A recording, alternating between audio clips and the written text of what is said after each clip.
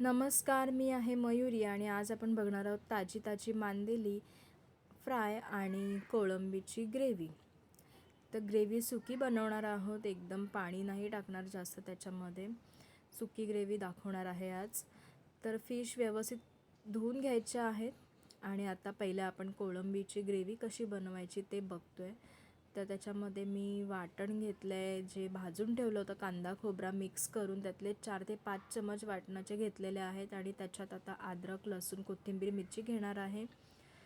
तर 3 ते 4 पाकळ्या लसणीच्या घेतलेल्या आहेत, 2 ते 3 तुकडे अद्रकचे, कोथिंबीर आणि 4 मिरच्या घेतलेल्या आहेत. मिरच्यासुद्धा तुमच्या आवडीप्रमाणे घेऊ शकता. जर तुम्हाला कमी तिखट हवं असेल तर 2 मिरच्या इनफ होतात, जास्त तिखट हवं असेल तर 4 ते 5 मिरच्या लागतात. कोळंबीची चव थोडी गोड असते म्हणून जास्त तिखट चांगलं लागतं.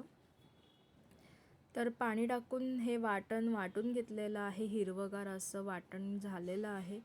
आता आपल्याला तडक्याची तयारी करायची आहे. तर टोपामध्ये मी 1 पळी तेल घेतलं आहे, त्याच्यात लसूण टाकणार आहे शिजायला आणि लसूण थोडी शिजायला लागली की त्याच्यामध्ये हळद, लाल तिखट मसाला हे घालणार आहे. गरम मसाला नाही टाकते मी, कारण आमच्याकडे गरम मसाला जास्त नाही आवडत. तुम्ही घालू शकता अर्धा चमच गरम मसाला, नाही घातला तरी टेस्ट खूप छान येते. आणि व्यवस्थित मसाला तेलामध्ये फ्राय केल्यानंतर त्यात लगेच हिरवं वाटण मिक्स करायचं आहे. मसाला जळून द्यायचा नाही आहे, जेणेकरून त्याची टेस्ट बदलणार नाही. आणि छान अशी ग्रेव्ही रेडी करायची आहे. आणि आता ही ग्रेव्ही तळून झाली मसाल्यामध्ये की त्यात थोडं पाणी ॲड करणार आहे आणि जेवढं पाहिजे आपल्याला पाणी तेवढंच टाकायचं आहे, जास्त टाकायचं नाही, कारण नंतर कोळंबीलासुद्धा पाणी सुटतो. तो सुद्धा पाणी त्यात ॲड होणार आहे. आणि आता ह्या ग्रेव्हीमध्ये टोमॅटो कापून टाकायचा आहे, कोथिंबीर थोडी आणि कोकमाचा तुकडा 1 ते 2 तुकडे, जास्त पण टाकायचे नाही, नंतर आंबट होतं ते. आणि हे सुद्धा व्यवस्थित शिजवून घ्यायचं आहे त्या ग्रेव्हीमध्ये. आणि ते शिजल्यानंतर त्याच्यामध्ये कोळंबी टाकायची आहे, कोळंबी पण शिजत ठेवायची आहे. कोळंबी शिजण्यासाठी आपल्याला ताट ठेवायचं आहे टोपावरती, त्याच्यात पाणी ठेवायचं आहे ताटामध्ये, जेणेकरून कोळंबीचं पाणी त्या ग्रेव्हीमध्ये उतरेल आणि ग्रेव्हीला खूप छान टेस्ट येईल. ह्यासाठी आपल्याला ताटाचं झाकण ठेवायचं आहे आणि त्याच्यात पाणी ठेवायचं आहे. तर तुम्ही बघू शकता, आता मी दाखवते.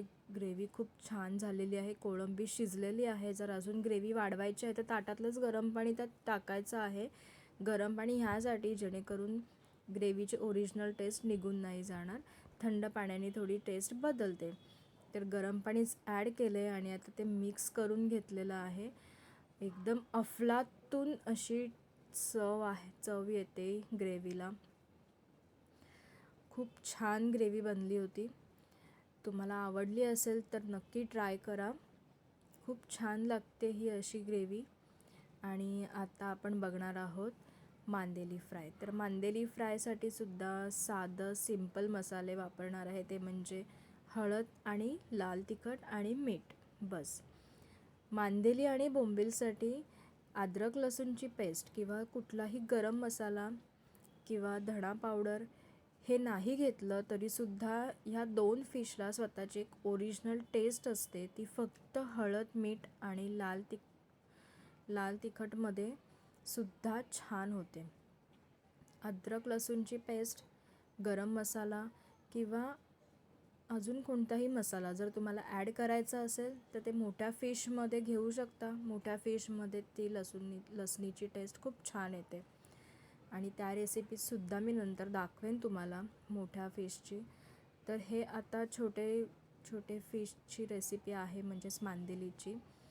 साधं सिंपल मॅरिग्नेशन होतं आणि तांदळाचं पीठ आणि रवा याच्यामध्ये ते डीप करून मग मी फ्रायला टाकलेलं आहे. जर तुम्हाला तांदळाचं पीठ आणि रवा ह्या मिक्सचरमध्ये सुद्धा जर तुम्हाला मसाला आणि मीठ ॲड करायचं असेल तर करू शकता, तरीसुद्धा छान लागते.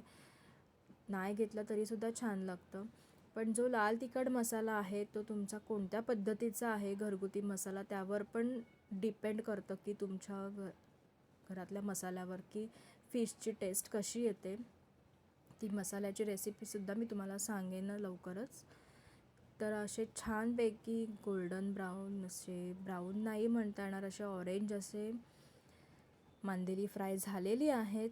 आणि तुम्हाला रेसिपी दोन्ही आवडल्या असतील तर प्लीज लाईक करा, शेअर करा, सबस्क्राईब करा. थँक्यू.